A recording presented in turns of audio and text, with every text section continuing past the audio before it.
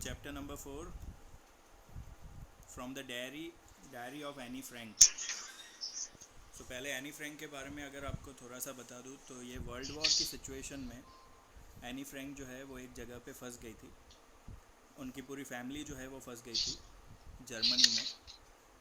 और उस टाइम पे जब हिटलर का राज चल रहा था तो हिटलर ने क्या किया था कि जर्मनी वाले में जो जूइश लोग हैं उन लोगों को निकालने का फ़ैसला किया था।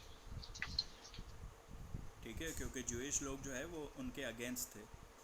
तो उन्होंने डिसाइड किया कि जूइश वालों को बिल्कुल निकाल देना है, और ये जूइश फैमिली को ही बिलोंग करती थी। तो उस टाइम पे किसी तरीके से बच बच के ये लोग एक अंडरग्राउंड टैंक में जाके रह रहे थे बच के। तो बहुत मुश्किल से ये लोग जी पा रहे थे कि कभी कुछ चाहिए हो तो कहीं से छुप छुप के निकल के बाहर ले आते थे। सो उस टाइम पे एनी फ्रैंक ने ये डायरी लिखी थी। कुछ टाइम बाद ये लोग पकड़े गए और इनको जेल में डाल दिया गया, लेकिन उनके घर से ये डायरी मिली थी और ये डायरी जो है वो बहुत फेमस हुई थी। इसके ऊपर पूरी बुक है। हम सिर्फ इस चैप्टर में उस डायरी का एक छोटा सा पार्ट पढ़ने वाले हैं। समझ में आई स्टोरी अभी तक की? बैकग्राउंड समझ में आया इसका? Yes sir. हाँ सर, आ गया सर। ओके, तो उसने ये डायरी जो है उसको बर्थडे में मिली थी। बहुत खुश थी वो जब उसके बर्थडे पे उसको डायरी मिली। सुबह सुबह उठी थी तो जैसे ही रूम का दरवाज़ा खोला बहुत सारे गिफ्ट्स पड़े थे, लेकिन उन गिफ्ट्स में से सबसे पहली नज़र उसकी इसी डायरी पे गई थी।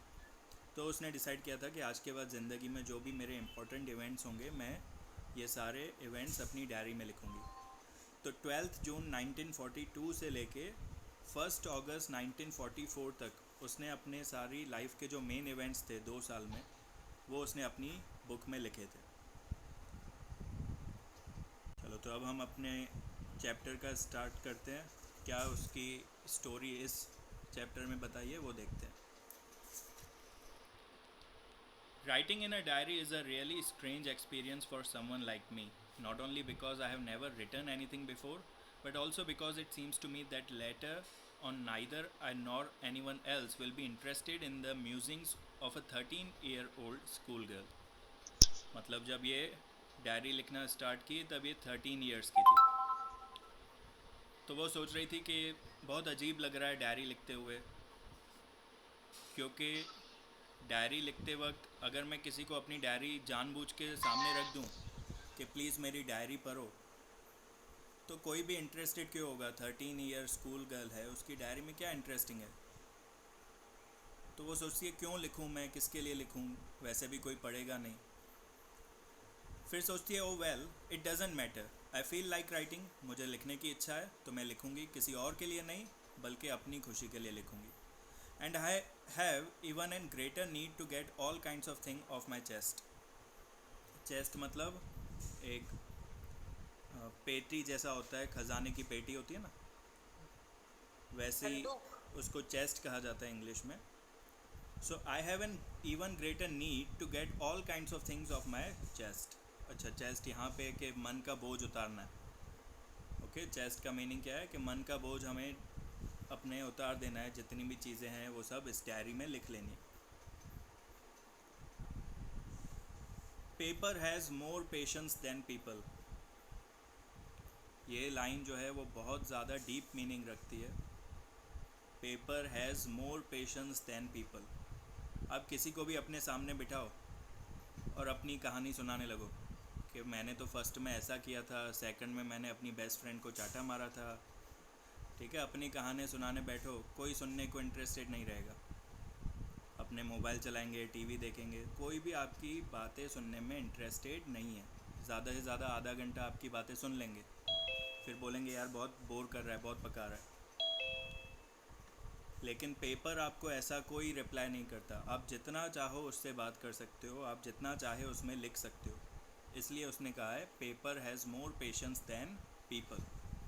I thought of this saying on one of those days when I was feeling a little depressed and I was sitting at home with my chin in my hands, bored and listless, wondering whether to stay in or go out. तो ये उसे कब realise हुआ? जिस दिन वो बहुत ज़्यादा डिप्रेस थी, मूड ऑफ था, बोर हो रही थी घर पे, सोच रही थी बाहर जाके मूड फ्रेश करूं या तो फिर घर बैठ के आराम करूं. I finally stayed where I was, brooding. Yes, paper does have more patience, and since I am not planning to let anyone else read this stiff bagged notebook grandly referred to as diary, unless I should ever find a real friend, it probably won't make a bit of difference. तो उसने decide किया कि मैं अभी यहीं पे घर पे ही बैठती हूँ और डायरी लिखती हूँ. तब उसे रियलाइज़ हुआ कि देख, मैं जो भी अपनी फीलिंग्स रखना चाहती हूँ उसके सामने, ये डायरी आराम से मेरी बातें सुन रही है. और वैसे भी मुझे ये डायरी किसी को दिखानी तो है नहीं, तो मैं इस डायरी में जो चाहे लिख सकती हूँ. किसी के लिए बुरा लिख सकती हूँ, किसी के लिए अच्छा लिख सकती हूँ, वैसे भी किसी को दिखाना नहीं है. तो इस तरीके से उसने डायरी लिखना स्टार्ट किया. Now I am back at the point that prompted me to keep a diary in first place. I don't have a friend. तो उसने डायरी लिखना स्टार्ट क्यों की? क्योंकि उसके पास ऐसा कोई रियल फ्रेंड नहीं था जिससे वो अपनी बातें शेयर कर सके. तो डायरी ही उसकी बेस्ट फ्रेंड बन गई. Let me put it more correctly, since no one will believe that a 13-year-old girl is completely alone in the world. And I am not. I have loving parents, a 16-year-old sister, and there are about 30 people I can call friends. है ना, किसी को भी मुश्किल होगा बहुत believe करना कि 13 साल की लड़की खुद को इतना अकेला महसूस करती है. तो बोलती है मैं इतना अकेली हूँ भी नहीं, मेरे बहुत लविंग पेरेंट्स हैं, 16-year-old सिस्टर है, मतलब इससे 3 साल बड़ी, 30 पीपल ऐसे हैं जिनको मैं फ्रेंड कह सकती हूँ. लेकिन कोई भी ऐसा नहीं है जिससे आप हर बात शेयर कर सको. ठीक है, फैमिली है, लेकिन फैमिली में आप कुछ बातें नहीं बता सकते, अपनी बड़ी बहन को भी कुछ बातें नहीं बता सकते. सो उसको एक ऐसी फ्रेंड चाहिए थी जिससे वो दिल खोल के बात कर सके, और ऐसी कोई बेस्ट फ्रेंड, ट्रू फ्रेंड उसके पास नहीं थी. All I think about when I am with friends is having a good time.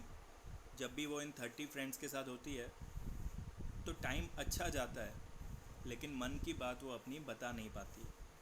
I can't bring myself to talk about anything but ordinary everyday things. We don't seem to be able to get any closer and that's the problem.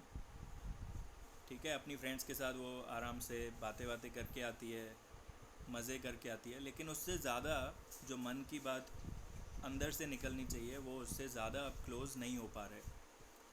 May be it is my fault. शायद मेरी भी गलती है कि मैं लोगों से इतना घुल मिल नहीं पाती, लोगों पे विश्वास नहीं कर पाती.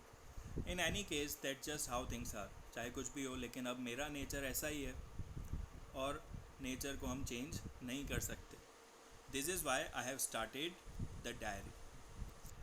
To enhance the image of this long-awaited friend in my imagination, I don't want to jot down the facts in this diary the way most people would do. है ना, ज़्यादातर जब हम डायरी लिखना स्टार्ट करते हैं तो बहुत डिटेल में लिखना स्टार्ट कर देते हैं कि आज मैं सुबह 9:05 पे उठा था, फिर आधा घंटा मैंने ब्रश किया था. तो इतनी डिटेल्स में नहीं जाना है. उसने डायरी को ऊपर से लिखना स्टार्ट किया. I want the diary to be my friend and I am going to call this friend Kitty.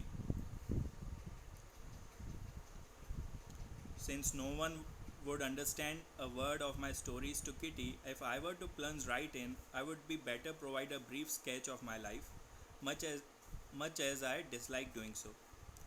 तो पहले अपनी डायरी में अपनी लाइफ की इम्पोर्टेंट पॉइंट्स अब तक जो हो चुकी है पिछले 13 साल में, पहले वो लिखनी है उसने. My father, the most adorable father I have ever seen. है ना, सबको अपने पापा सबसे ज़्यादा एडोरेबल ही लगते हैं, सबसे ज़्यादा प्यारे लगते हैं. Didn't marry my mother until he was 36 and she was 25. ठीक है, तो जब इनके मदर और फादर की शादी हुई थी तो फादर की एज 36 थी और मदर की एज 25. ये चीज़ें याद रखना इम्पॉर्टेंट है 1 मार्क्स के लिए. My sister Margaret was born in Frankfurt in Germany in 1926. ठीक है, इसकी सिस्टर का नाम मार्गरेट है.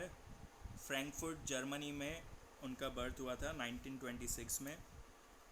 I was born on 12 June 1929. I lived in Frankfurt until I was 4. जब तक 4 साल की थी तब तक उसी शहर में थी, फ्रैंकफर्ट में. माई फादर एमिग्रेटेड टू हॉलैंड इन 1933. ठीक है, 4 साल बाद 1933 में उनके फादर की शिफ्टिंग हो गई, हॉलैंड जाना पड़ा. My mother Edith Hollander Frank went with him to Holland in September. अब फादर के साथ मदर भी चली गई. Margaret and I were sent to Aachen to stay with our grandmother. और दोनों बच्चों को भेज दिया आचिन शहर में. ये सिटी का नाम है आचिन. वहाँ पे उनकी ग्रैंड मदर रहती थी तो उनके साथ भेज दिया. मार्गरेट वेंट टू हॉलैंड इन दिसंबर. कुछ ही महीनों बाद, जैसे सितंबर में मदर और फादर चले गए थे, दिसंबर में जो बड़ी बहन है वो भी हॉलैंड चली गई. और फरवरी में ये खुद एनी फ्रैंक भी हॉलैंड चली गई. When I was plunked down on the table as a birthday present for Margaret. ठीक है, तो फरवरी में मार्गरेट का बर्थडे था, तो इसलिए इसको भी बुला लिया कि देख तेरी छोटी बहन वापस आ रही है, यही तेरी गिफ्ट है इस साल की, कि छोटी बहन को भी बुला लिया. Okay, so I was plunge down on the table. जैसे मुझे 4 साल की मैं थी तब, तो मुझे टेबल पे बिठा दिया as a birthday gift for Margaret. समझ में आया इस पॉइंट तक? किसी को कोई डाउट है अभी यहाँ तक?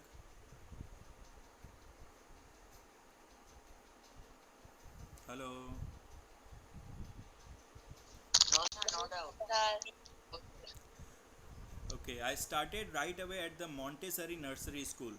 तो सब उसका फर्स्ट स्कूल जो है, नर्सरी स्कूल, उसका नाम है मॉन्टेसरी.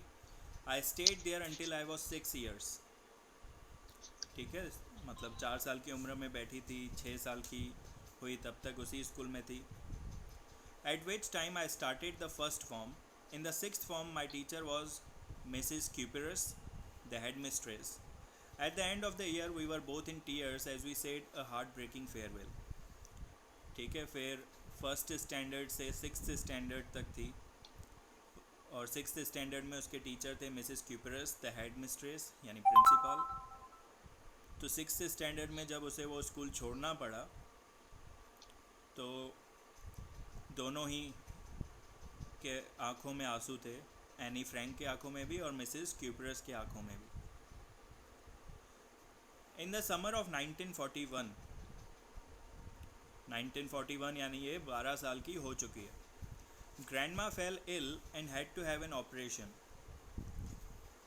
जब वो 12 साल की थी, 12th बर्थडे था उसका, तब ग्रैंडमा की डेथ हो गई.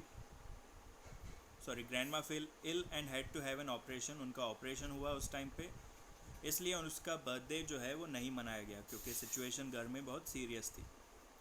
अब ग्रैंडमा डाइड इन जनवरी 1942. जनवरी 1942 में उनकी डेथ हुई. No one knows how often I think of her and still love her. किसी को नहीं पता कि मैं अपनी दादी माँ को आज भी कितना याद करती हूँ और कितना प्यार करती हूँ. This birthday celebration in 1942 was intended to make up for the other. पिछला बर्थडे मनाया नहीं था, तो पेरेंट्स ने सोचा बेचारी का पिछला बर्थडे भी नहीं मनाया, इस बार का बर्थडे जो है वो बहुत अच्छा मनाते हैं, ग्रैंड सेलिब्रेशन करते हैं. And grandma's candle was lit along with the rest. बहुत अच्छा सा सब सजावट भी थी और